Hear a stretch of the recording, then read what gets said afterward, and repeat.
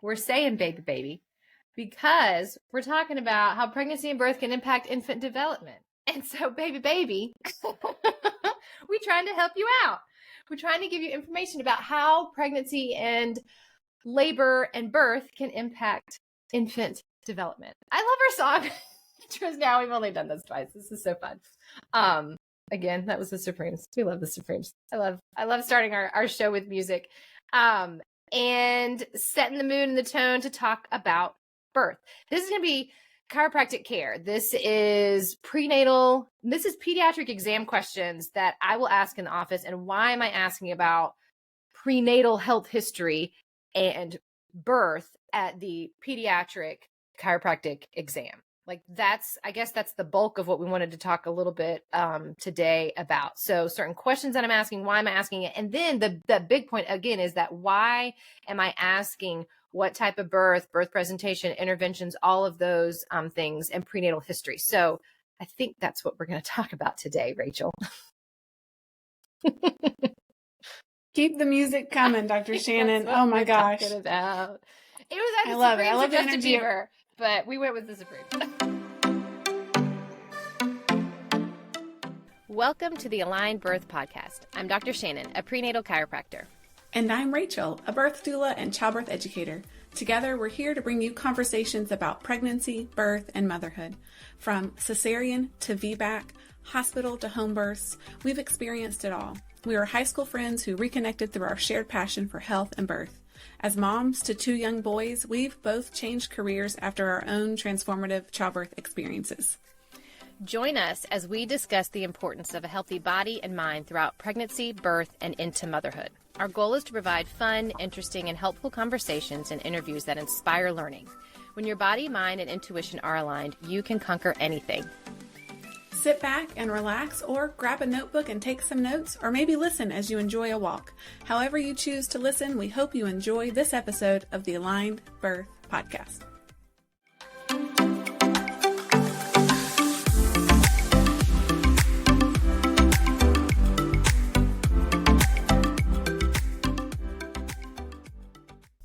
Before we get into the episode today, if you enjoy the content of this podcast, we would greatly appreciate your support in one of 3 ways.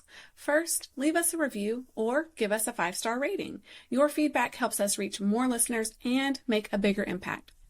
Second, you can sign up for our newsletter. By doing so, you'll be the first to receive new episodes and exclusive bonus resources straight to your inbox each week. Lastly, you can become a direct listener supporter. Running this podcast requires significant time, effort, and resources. Your contribution, no matter the amount, helps us continue providing valuable content to a wider audience. Simply use the links in the show notes to make your donation, sign up for our newsletter, or leave us a review. Every contribution matters and is sincerely appreciated. If the Aligned Birth Podcast is a part of your weekly routine and you love what we are doing, please consider supporting us through one of these 3 options. Your support will create a ripple effect, allowing us to reach more listeners and make a lasting difference.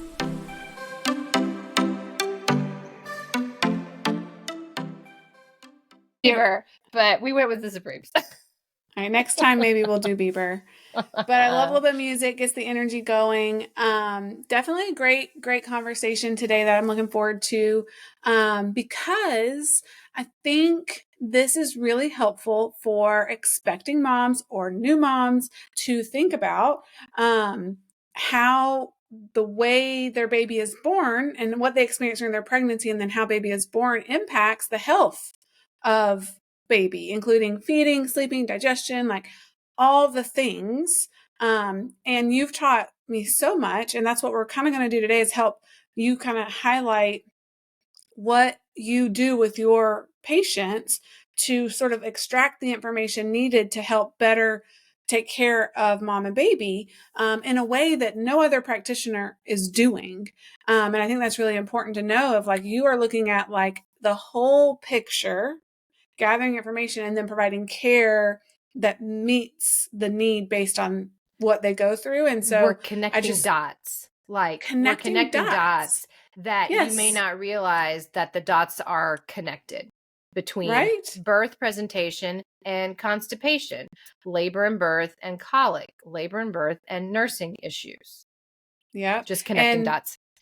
it's so layered. It's not straightforward. I feel like we are wired and raised to like see a problem and be like, or see an actual like probably nervous system response in a baby or a behavior and want to like fix it and think something's wrong from the outside versus like assessing what happened before and what's going on inside. And that's what I think you do so beautifully. And I think something else I've learned from you that's so helpful for people to know is that the birth doesn't have to be quote unquote traumatic to impact baby. Like they are still going through a major event coming through the pelvis and out into the world, or coming through your belly via cesarean. Like it is, and then how they were inside the womb, like all of that impacts how they kind of regulate into the world. And so you're going to help us kind of understand that better so that maybe new moms can achieve care that's actually helping their babies feel so much better and thrive during this time versus suffering and wondering, going to the pediatrician and then just who knows.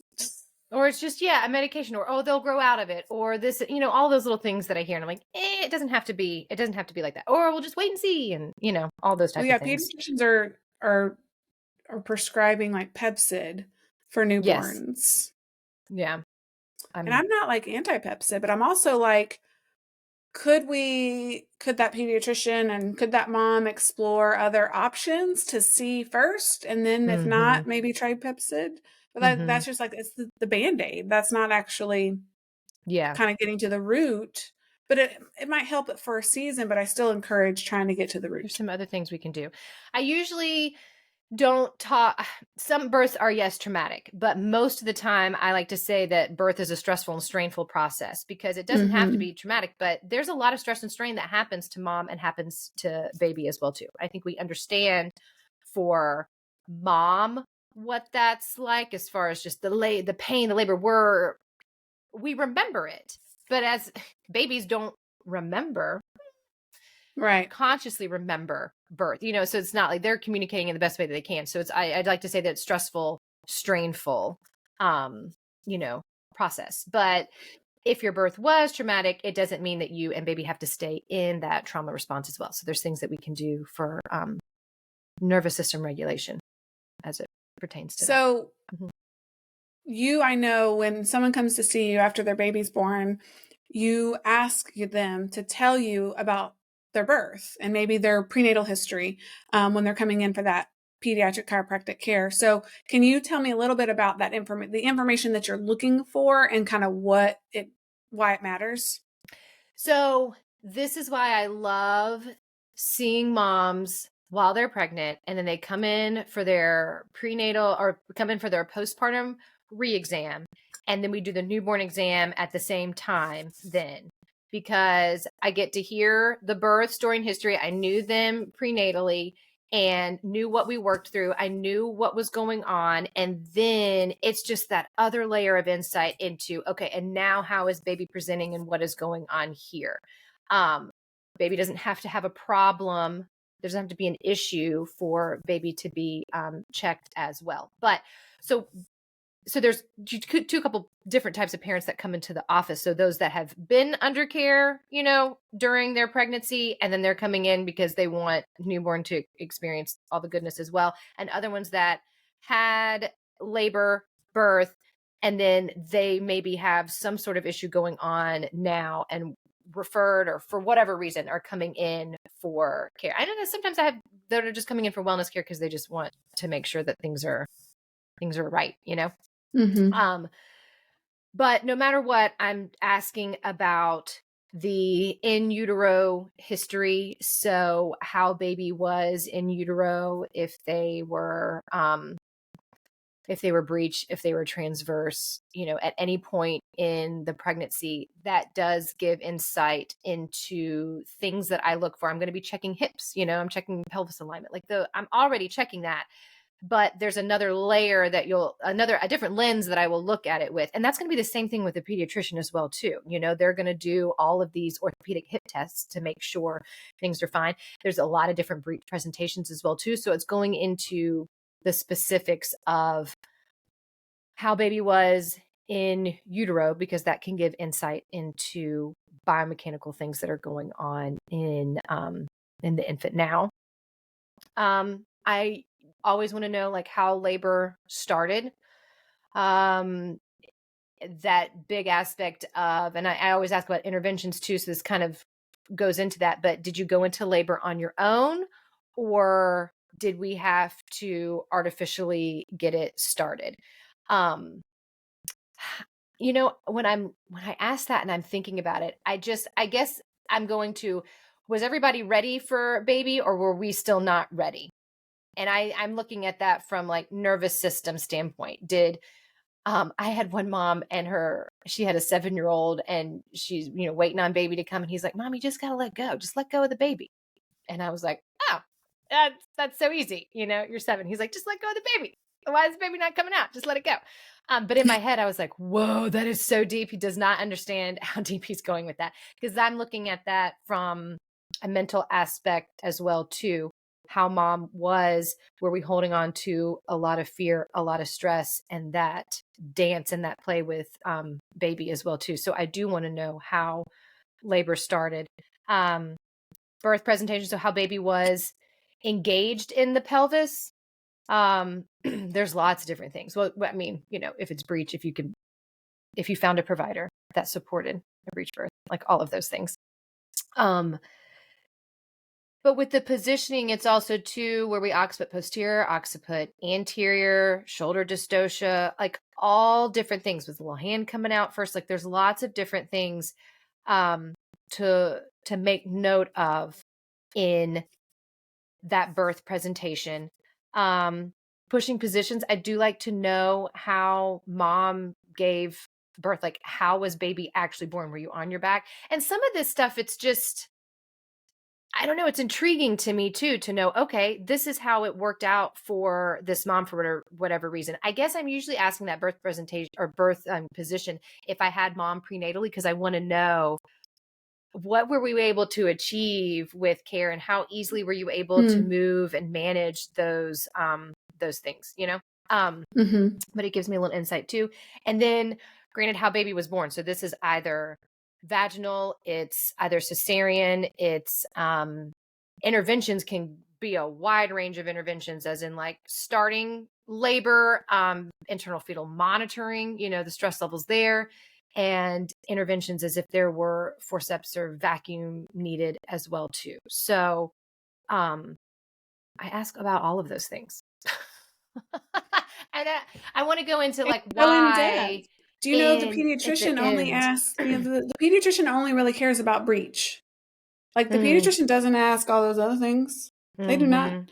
And breech, because we know the connection to hip dysplasia. The hips. And that's really why. But see, when I'm looking at this, I'm like, there's the nervous system. Mom supported during all of this? Yeah. Because if I know, well, we had, if baby was in distress or all those other little things, then I know, golly, this was probably stressful, So it didn't have to be traumatic. Like sometimes I think I just don't like that word. It doesn't have to be traumatic, but like it was stressful. And that stressful aspect, I look at that now is how is this newborn now handling this new world outside of the womb? I also like to know too, because I want to hear mom and I want to know, does mom need support? So even I have a lot of moms that will come in. They did not see me during prenatal care. They've had nursing issues. Their lactation consultant sent them to me. I'm working with them and I talk a lot with mom, and I'm finding out mom has a lot of postpartum mental health issues. I see that. Because you start kind of peeling back the layers. Like as you're when I'm adjusting baby, I'm talking to mom as well too. And I'm checking in and how are things. And what's really cool is when we can get baby out of that stress zone, I see mom get out of stress zone. So even if mom isn't under care, I think it works better when I have both of that unit under care together, because they feed off each other, pun intended. So at least one of them's feeding off the other, but there's that connection there as well Mm-hmm. too. So I guess that's what I want to get at with talking about this, is that it's so much bigger than like, I'm no longer nursing with pain, you know, or those type of things with pediatric care. There's that bigger nervous system regulation aspect to it as well too. Absolutely. And I think that's a too, like if sidebar. the I don't know birth where I'm can going. go as smooth as possible and you could have achieved everything you hope to achieve, but yet still have some nervous system dysregulation, that you can help identify and assess by asking these questions and kind of peeling back the layers for both mom and baby. And I think that's huge. So definitely if there was some known trauma or stress at birth, but even to me, regardless, I think it's good because you can have things go well and still have that dysregulation, and you don't really know it. It's not something we can pinpoint. And again, culturally, society, like we like to be able to very like know exactly, like have this one thing that we can fix or this one identifiable problem. And most traditional medical care providers, I'm thankful for them, but don't always look at the whole. And I think that's what you're doing here. And that's so incredibly valuable to new moms, and that ability to be able to even have that spidey sense go off of like, okay, I think they might need additional support here, and be able to refer out is so beneficial for a new mom and a new baby. Yeah. Cause I see them and I hear them, whether they, you know, come in for care or not. I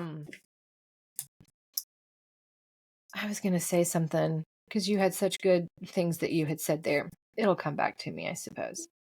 So tell me like about the, like once baby's here, some of the things you might ask about how things are going now that baby's here, like nursing, sleeping, bowel movements. So like current there stuff. are like main ones that I always ask. I want to know nursing. I want to know, is there what do you want to know nipple about nursing? pain? I want to know. Yeah. So is there nipple pain? Do they nurse well on both sides? Are they only taking a bottle? Are they super sleepy with nursing? Are they arching and they are pissed off? I had one family, they called it, he just sharks. He's just sharking all the time. Well, at least nursing. Sharking. Like I loved it. Like all of that with nursing. Are there bubbles? Do you hear clicking?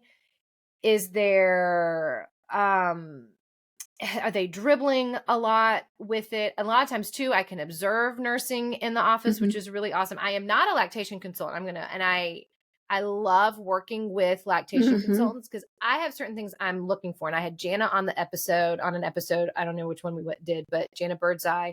And I work so closely with her, and it is amazing. We've worked on infants together before. It's so good.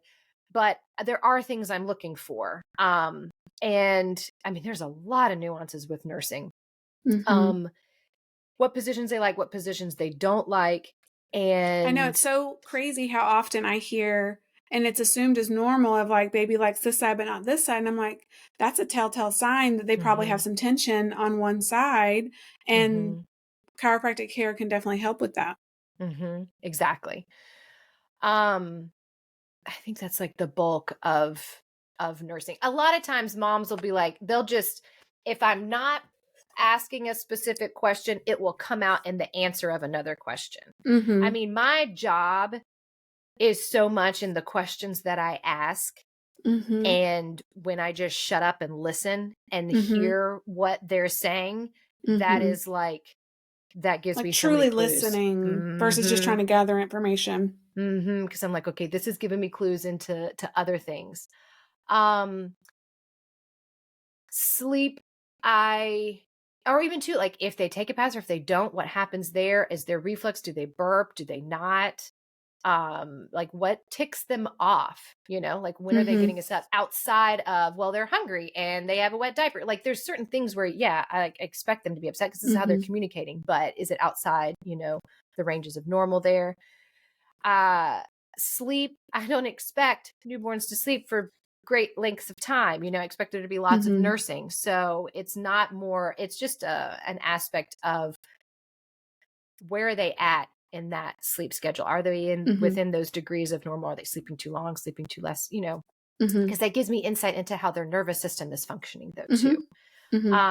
tummy time, I know we're talking like there's different levels of this from newborn into not newborn care.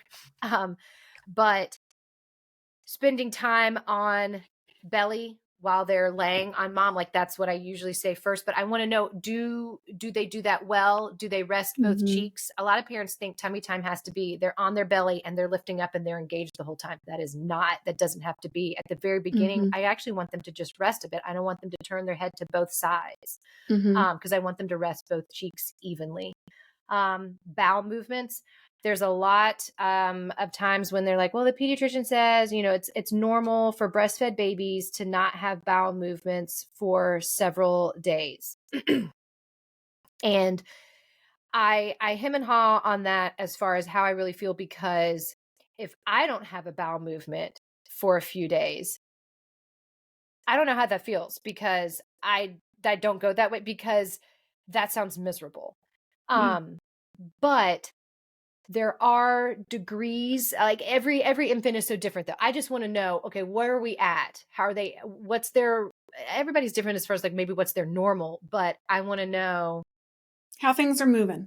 It's coming in and it's got to come out. How about our poop and our pee diapers? So, and consistency, like formula babies can have like more firm, very different, harder poop. So it feels like it'd be easier to get constipated on formula. But again, it's not to not formula, but if you know that and you kind of can identify that, we can talk about other things. How and they're then eating. Breastfed babies can tend to, it's a lot softer. So I always feel like they kind of poop more, but they also digest more of the breast milk. Like it's more like used in their body, absorbed and more functional. So they like, it's kind of like less poop, but it's like more often. I don't know if that makes sense. So that's kind of, that just jumps out to me off the top of my head when we were coming up with the outline, as far as like, these are things that I'm really asking on. Now, if there's an issue and parents are coming with an issue, then they're talking about they're very fussy, they're very gassy, those type of things. Then I go through a little bit more in that. Are they always gassy? What seems to work? Does anything help? Does it not help? So, I mean, there's more to it, but these basic ones I am asking every, pediatric exam, whether they come in with whatever their issue is. Does that make sense? So if they're coming in with constipation issues, usually what they think is the issue is not the issue. Like, and, or you learn more about connecting the dots. Connecting the dots. Yeah, so you got to look at the whole thing, because I could say I mean, you could say they have gas, but then learning more about their feeding and how they're feeding and how they're latching can correlate. And we can learn if that gas is within the normal range, because it is normal for newborns to have gas, or is the way they're nursing or feeding impacting that.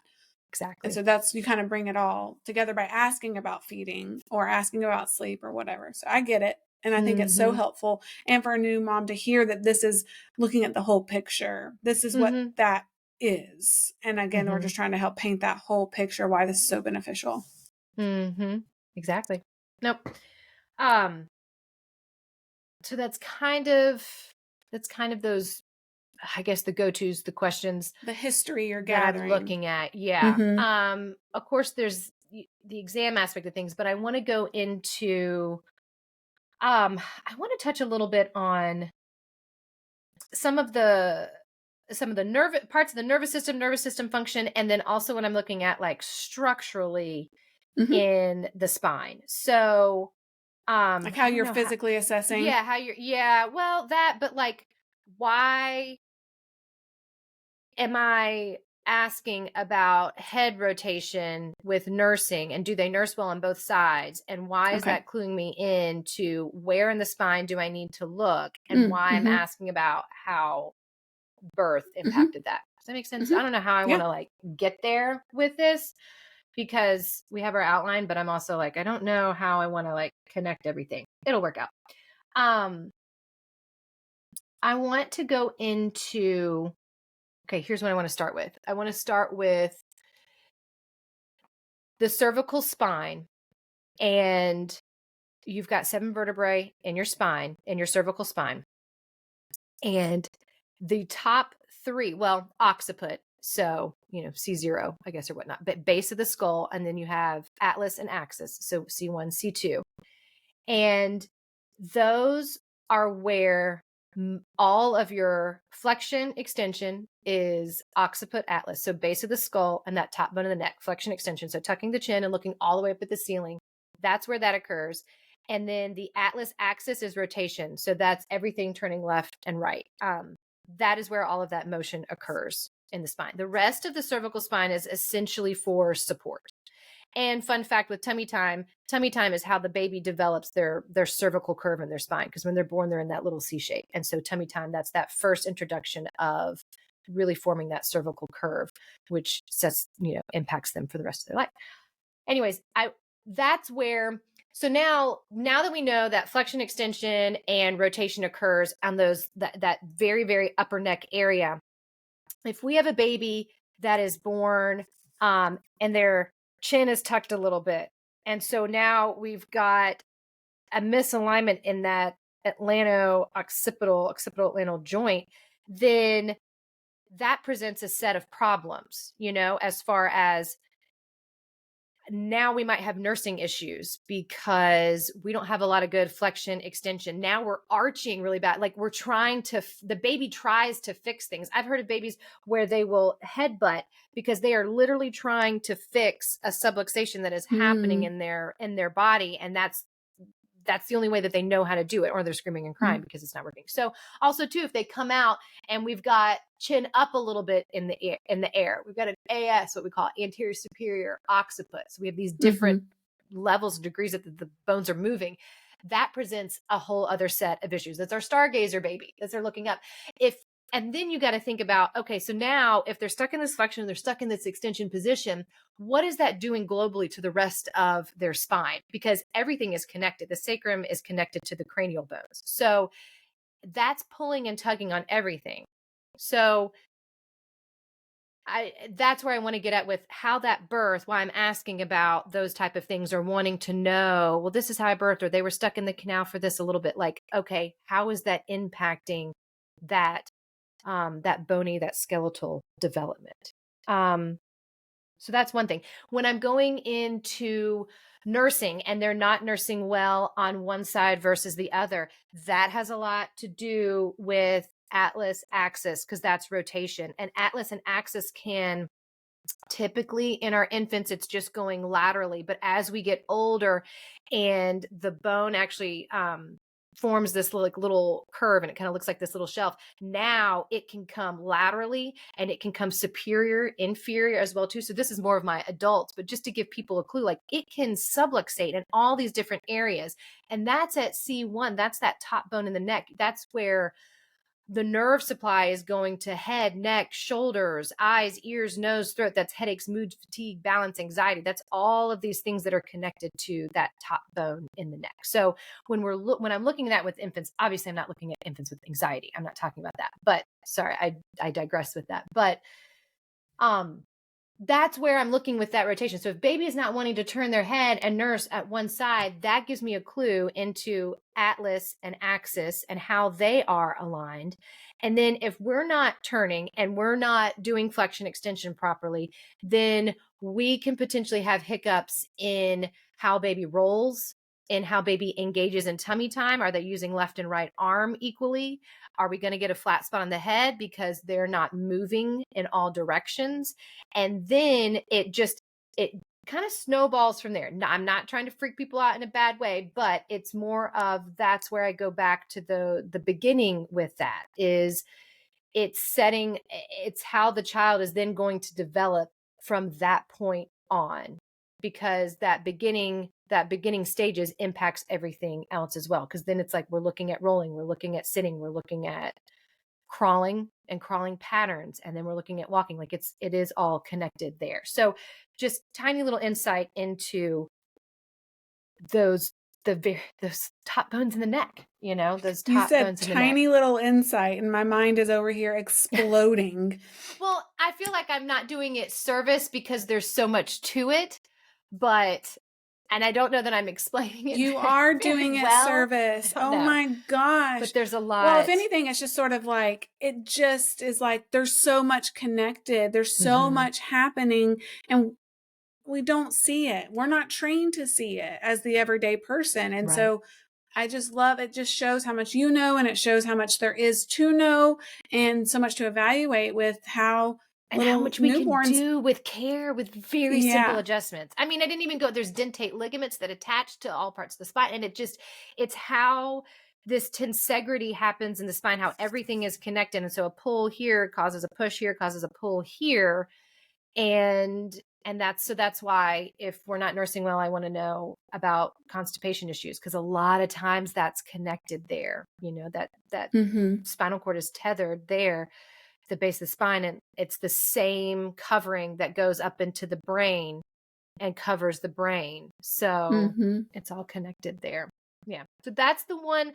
That's what I wanted to really hit home with that birthing position, and why all of that matters, and what that implication as far as the skeletal structure. Now the adjustments, I guess we didn't even put in here, like, what do the adjustments look like? It's very simple. It's not snapping, cracking, popping, whatever you want to call it. It's very small, gentle touch that can restore that motion. And it's not always a one-time fix. It really depends on the degree and level of the issue that we have there.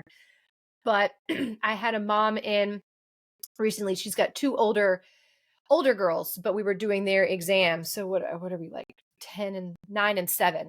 And I do nervous system scans, and the temperature scan I have really assesses like autonomic nervous system function. We're going to talk about that in a minute. And that's really looking at like that parasympathetic, sympathetic balance. I look at like blood vessel gland, organ function, gives me some insight into how the nervous system is functioning, how their body is handling stress and those type of things. So we did both of their scans, and different pregnancies for mom, both cesarean births, and the girls but they have very different, not issues, but very different things going on. Some sensory issues over here, some behavioral issues over here, but they both had bigger temperature difference readings, which shows me that there's some nervous system irritation at that top bone in the neck. And what I looked at her and said, and I was like, they can have very similar subluxations. So that nervous system impact in the aspect of like, it happened in the same area of the spine, but it is manifesting completely different in these children because we're all so unique. It's biochemical individuality. Right. And that's where I want to go with a little bit of that care, because it's not a one size fits all care plan. So everybody that comes in with nursing issues, it's not the same thing every time. Everybody that has constipation, it's not the same thing every time. There's not the same reason why. So that's why, yeah, it's well and good if you want to use Miralax and crap like that, but that's why it's not going to work for everybody. And if you can get to that root cause a little bit more, you can actually resolve the issue as a whole. Resolve it as a whole. Yeah. Versus just putting a Band-Aid on it and maybe it goes away, but it'll come back if you don't treat the root of it. So I think understanding, and that it's like it's an ever-changing thing, right? Like, and I think when you do it, the sooner you do it in a little one's life, I think the better the foundation is laid. But it's just sort of like an ebb and a flow. And based on what they go through in their life, we kind of keep coming back to chiropractic care for that kind of re-regulating of everything. At least that's how we treat it with our family, because my boys have seen chiropractors since they were born. And it's this, we just kind of always like are with the flow and use it as this well care and checking in with all the things you're saying as they've grown to help them adapt to those stressors, how they're adapting and how their, nervous systems are regulating or not in their current environment and with what they're facing. And I just think laying that foundation is so important, and just understanding the benefits overall. I think it's so beautiful, and I love that you do it. It's neat. And I love how much you know. It's mind blowing. Well, thanks. No, there's so much more.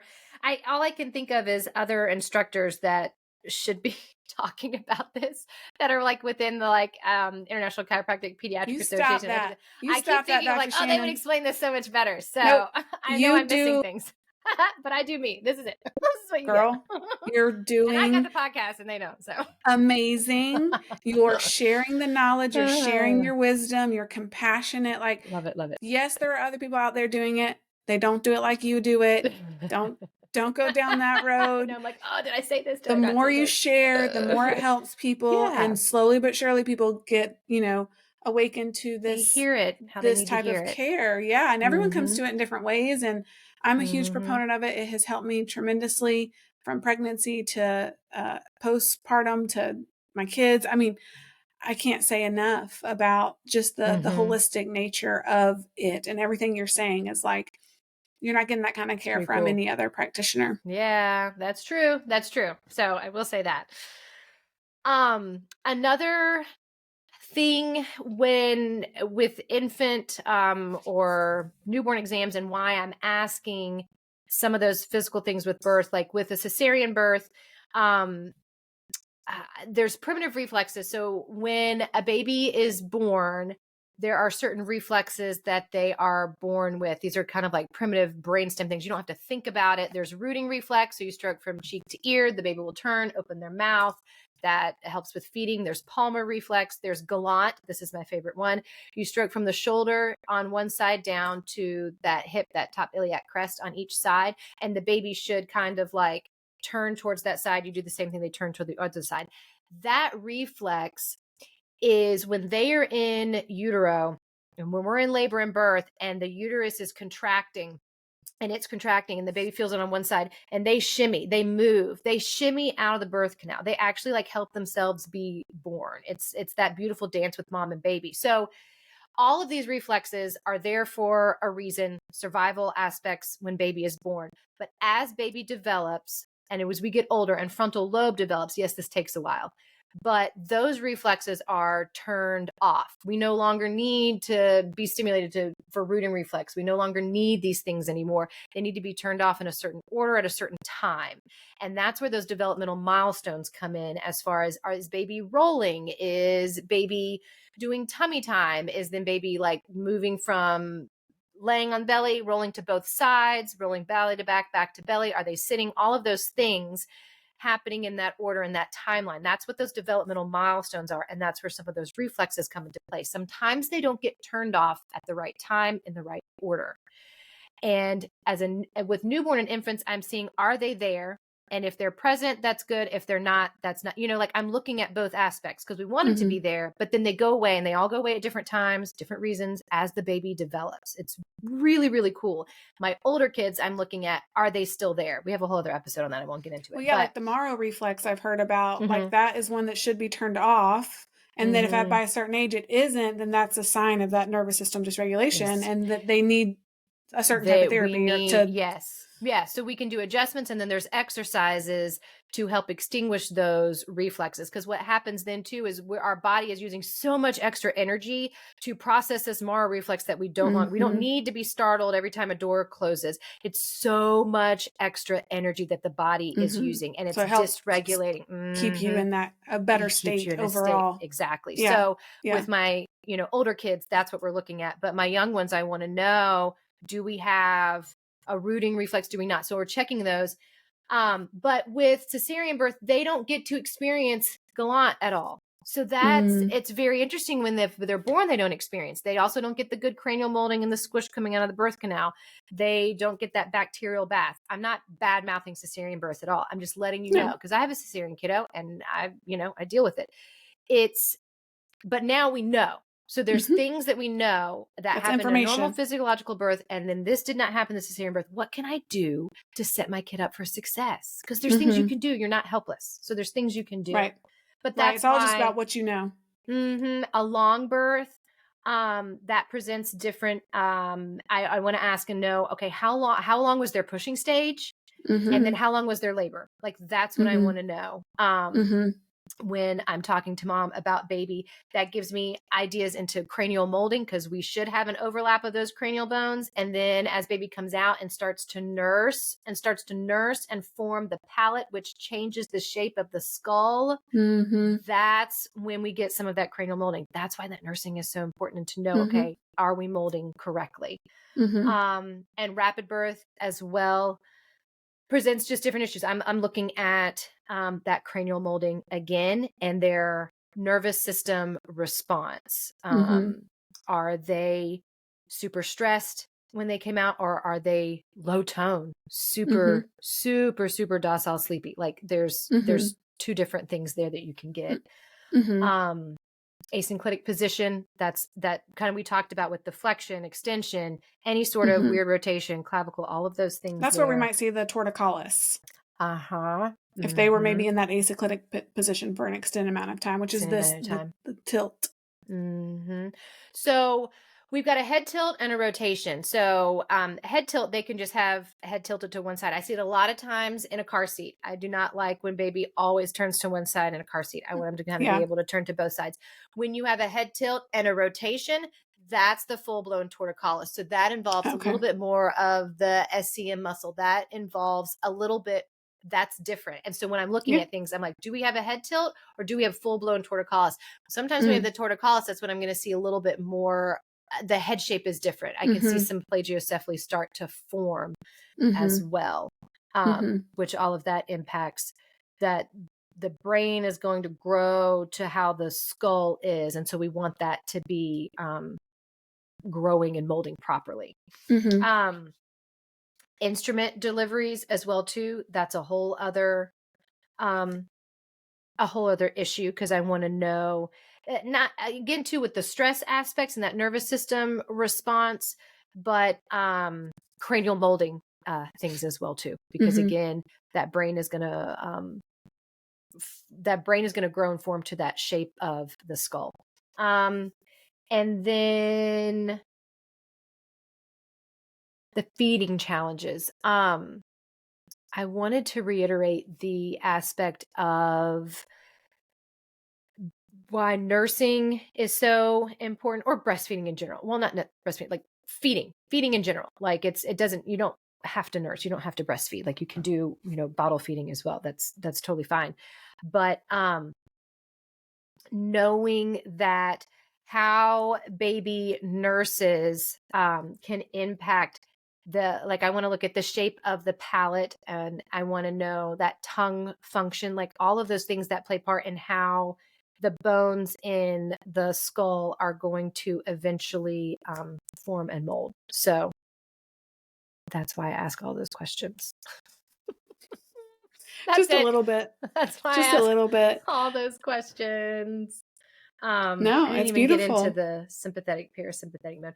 Well, I will say this: sometimes you have babies that are born in that stress. So if mom was kind of in fight or flight, then sometimes baby can be in fight or flight, and it can be very, very stressful for them. So you've got your central nervous system, peripheral nervous system. Central is the brain and the spinal cord. Peripheral is everything else outside of that.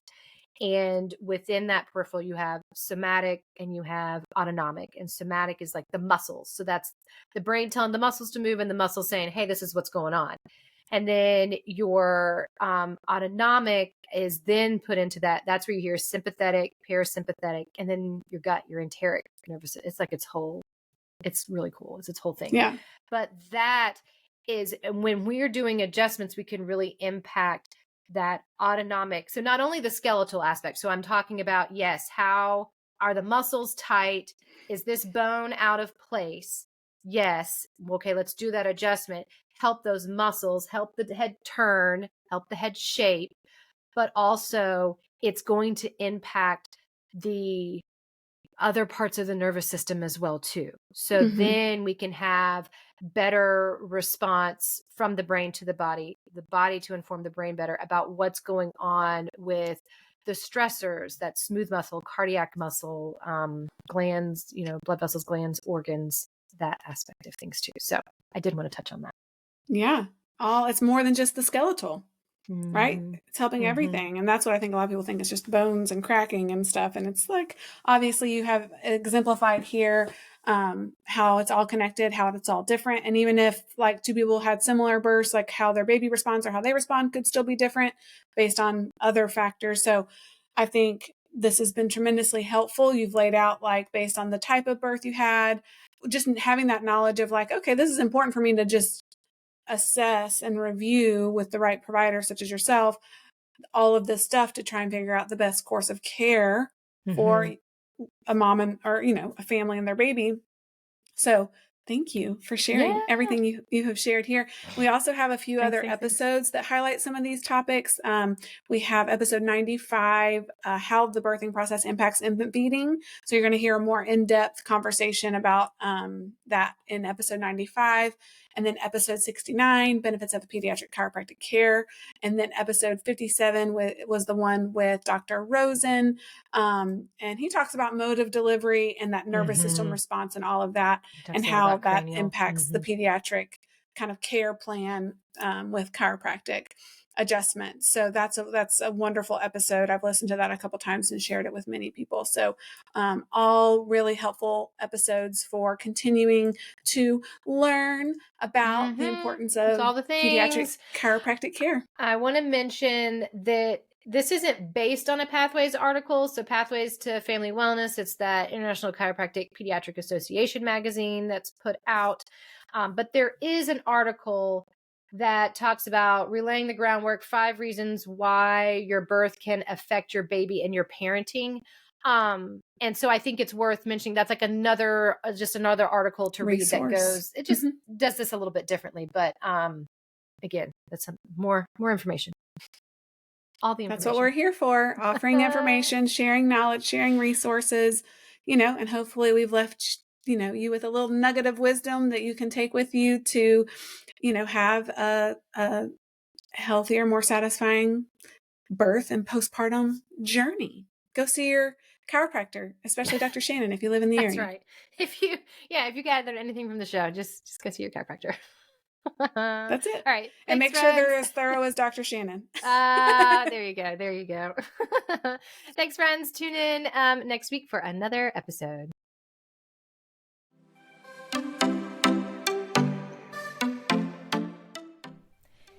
Thank you for joining us on the Aligned Birth Podcast. We hope you found our discussions informative, inspiring, and enjoyable. Remember, when your body, mind, and intuition are aligned, you have the power to overcome any challenge that comes your way. We appreciate your support and leaving a review or rating, signing up for our newsletter, or becoming a direct listener supporter. Your contribution helps us continue delivering valuable content and reaching more listeners like yourself. Stay connected with us through our newsletter to receive the latest episodes and bonuses straight to your inbox each week. You can also connect with us on Instagram at aligned_birth. All links can be found in the show notes. Together, we can make a difference in the lives of the birthing individuals and new moms. Thank you for being a part of our community. We look forward to sharing more empowering conversations on the Aligned Birth Podcast. Until next time.